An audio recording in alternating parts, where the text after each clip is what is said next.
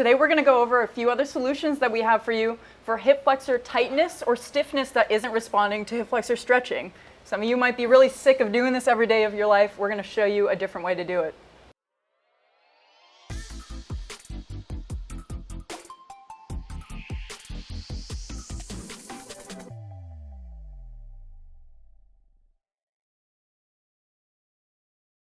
There's a different way I can stretch my hip flexor? Absolutely. Show me. All right, so let's get you closer to the camera here so we can see the structures. Which hip flexor is the one bothering you? This one here, actually, so I'm gonna come over here. Awesome. Okay, so let's go leg up, and then you're gonna find the inside of your leg here, and you're gonna grab part of the skin with one or two hands, pull away from your leg, so you're lifting that skin up and kind of shake it out.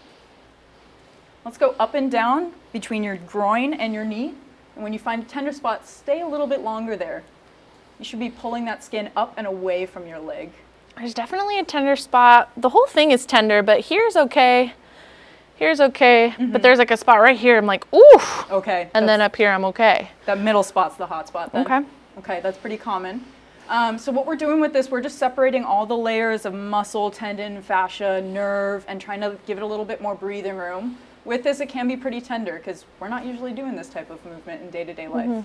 But let's spend about 30 seconds with that. So you guys, if you're trying this or you've tried a bunch of things for your hip flexors and you just haven't noticed any changes at all, or you want to know, is this really truly my hip flexor or something else? There might be a webinar that pops up somewhere around the camera. Yes. Go ahead and click on that. It's definitely a free resource for you to take advantage of and just to dive a little deeper into some education about what could be going on with the hip flexor, or if there might be something else that's contributing to it.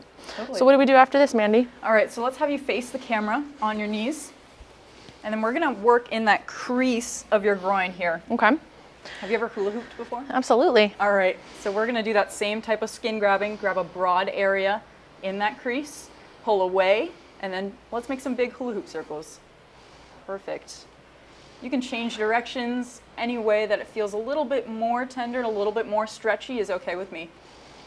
Awesome. So it doesn't really matter specifically where I'm grabbing, just anywhere along this crease is okay? Yeah, anywhere in that broad area. Again, if you find an area that's more tender, focus there for a little bit longer and then move through that area. Awesome. So how do we know if this is working for us? Well, let's retest. Let's do that same stretch you were doing before. Okay. And see if we got any better. Actually, it does. It's not as much of like a broad intensity stretch. It's like now a little more kind of just like focused for sure. Good, good. And ways that you can test this at home, you guys, there might be some things like squatting or lifting your leg up, some ab exercises, anything that really activates that area that you're trying to get some help with. Use that as a tool. And here, anytime we're working with people, we always have something that we want as an outcome measure to make sure what we're choosing is working for you. So test that thing before, whatever it may be. Try this skin rolling the way that Mandy just coached us through, and then test that thing afterwards and see if it improved for you. Yeah, if this works for you, you'll know immediately. And if it doesn't, go ahead and search through our YouTube. There's some other resources you can have about what to do about hip flexor tightness and pain. Absolutely. And if you guys are tired of doing some internet searching, trying to figure out things on your own, then just reach out to us. Send us an email, give us a call. We'd love to help guide you in the right direction and find the right program for you. Absolutely.